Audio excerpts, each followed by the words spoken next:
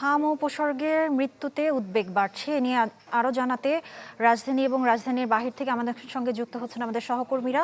আমাদের সঙ্গে আছেন রাজধানীর সংক্রামক ব্যাধি হাসপাতাল থেকে সহকর্মী জিনিয়া কবির সূচনা এবং ভোলা থেকে আমাদের সঙ্গে আছেন সহকর্মী এইচ.এম. জাকির। শুরুতে আমরা একটু জিনিয়া কবির সূচনার কাছে যেতে চাই। সূচনা, আপনি যেখানটিতে আছেন সেখানকার হাম পরিস্থিতি কি দেখছেন? বিশেষ করে এখানে চিকিৎসা নিতে আসা শিশুরা তারা ঠিকমতো চিকিৎসা পাচ্ছেন কিনা এবং সার্বিক পরিস্থিতি কি আমাদের জানাবেন।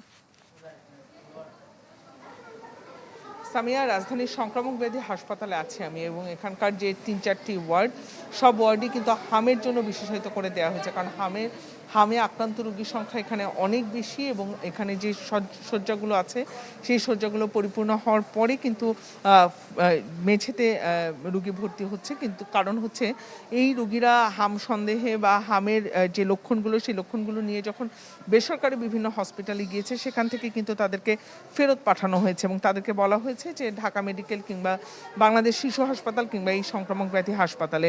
এবং আপনি দেখতে পাচ্ছেন যে এখানে যে বিশেষজ্ঞ চিকিৎসক আছেন ডাক্তার ARM সাখাওয়াত হোসেন, তিনি কিছুক্ষণ আগে এসেছেন।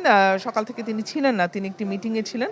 তিনি এসে আমাদেরকে জানিয়েছেন এবং রুগীরা লাইন দিয়ে আছে, কারণ এখানে আসলে হামের যারা রুগী তারা হাম ভালো হয়ে যাওয়ার পরও তীব্র জ্বর এবং নিউমোনিয়ায় ভুগছেন এবং অনেকেই কিন্তু যে কোনো মুহূর্তে কিন্তু খারাপ হওয়ার শঙ্কা রয়েছে। এবং আপনি দেখতে পাচ্ছেন এই শিশুদেরকে এবং তারা কিছু খেতে পাচ্ছে না, অনেকেরই মুখে ঘা হয়ে গেছে এবং বিশেষজ্ঞ চিকিৎসকরা কিন্তু আমাদেরকে বলেছেন যে হাম এমন একটি রোগ যেটি আসলে অ্যান্টিবডিকে অনেকটাই ধ্বংস করে দেয়, এটা বিশেষজ্ঞ চিকিৎসকরা বলেছেন। এ কারণে অন্য রোগে অর্থাৎ হামে আক্রান্ত হয়ে কিন্তু অন্য রোগে শিশুদের পরিস্থিতি খারাপ হয়ে যায়। এবং আপনি দেখতে পাচ্ছেন যে এখানে এক ধরনের যে পরিস্থিতি রয়েছে সেখানে প্রতি মুহূর্তে শিশুদের অক্সিজেন দরকার হচ্ছে এবং নার্সরা রীতিমতো হিমশিম খাচ্ছে, কারণ এখানে দুজন নার্সের বিপরীতে 48টা শিশু রয়েছে। এবং আমি যেটি আপনাকে শুরু থেকে বলছিলাম যে কোনো মুহূর্তে শিশুদের পরিস্থিতি খারাপ হওয়ার শঙ্কা রয়েছে, সে কারণে তারাও কিন্তু হিমশিম খাচ্ছে। সব মিলিয়ে বেশ উদ্বেগজনক সামিহা এখনো বলা চলে হাম রোগীদের পরিস্থিতি। এবং সংক্রামক ব্যাধি হাসপাতালের কথাই যদি বলি, এখানে একেবারেই সবকিছু মিলিয়ে একটা উদ্ভূত পরিস্থিতি, বেশ সংকটাপন্ন সামিহা। জি, সূচনা, আপনাকে ধন্যবাদ। আমরা একটু ভোলাতে যেতে চাই, সেখানে আছেন আমাদের সহকর্মী এইচ.এম. জাকির। জাকির, ভোলার সার্বিক এবং সর্বশেষ পরিস্থিতি কি হাম নিয়ে আমাদের জানাবেন।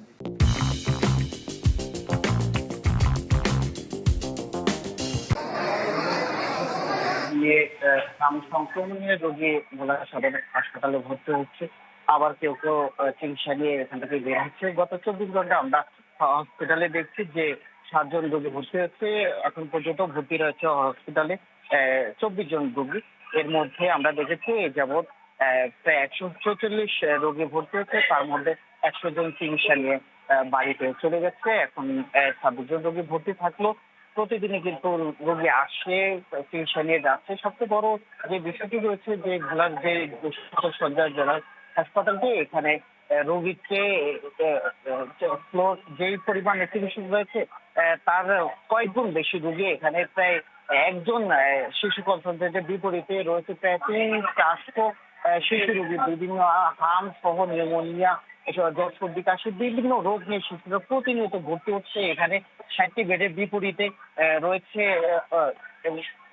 রোগী 30 শতাধিক। তাতে করে এমন অবস্থা, আমি এই যে হামের ওয়ার্ডটি রয়েছে এই মুখী, যেহেতু হাম একটি ছোট রোগ, এখানে অভিভাবক রয়েছে এবং হাম নিয়ে আসা সংক্রমণী যে শিশুরা ভর্তি হয়েছে, এখানে একটি থাকে দেখা যাচ্ছে 3 জন 4 জন 2 জন এইভাবে নিচে ফ্লোরে এইভাবে গাদায় গাদায় কিন্তু সে চিকিৎসা নিচ্ছে। তাতে করে যে রোগীদের স্বজনরা আসে দেখা যাচ্ছে যে তারা চিকিৎসা নিতে এসে উল্টো অসুস্থ হয়ে বাড়ি ফিরে যাচ্ছে, এরকম পরিস্থিতি দেখা যাচ্ছে। তাছাড়া পুরো হাসপাতালে যে শিশু ওয়ার্ডের ফ্লোর গুলোতে দেখা যায় যে কানায় কানায় রোগীরা ভরপুর, যেখানে হাঁটবে মানুষ সেই জায়গাটিতেই তারা চিকিৎসা নিচ্ছে। উপরে তুলছে ফ্যান নিচে মানুষ স্যান্ডেল নিয়ে হাঁটছে, এক কথায় ধুলো বালিতে সব একা হয়ে যাচ্ছে পুরো। যেমন মানুষ যে চিকিৎসা নিতে আসছে, তাতে করে আমরা দেখতে পাচ্ছি যে এখানে রীতিমতো কিছু মানুষ অসুস্থ হয়ে বাড়ি যাচ্ছে। হয়তো হামের পরিস্থিতি বাড়ছে এবং এর সাথে অন্যান্য রোগীর সংখ্যাও বাড়ছে। জি জি জাকির, আপনাকে ধন্যবাদ। দর্শক, আমরা হাম পরিস্থিতি সর্বশেষ খবরাখবর জানছিলাম রাজধানী এবং রাজধানীর বাহির থেকে।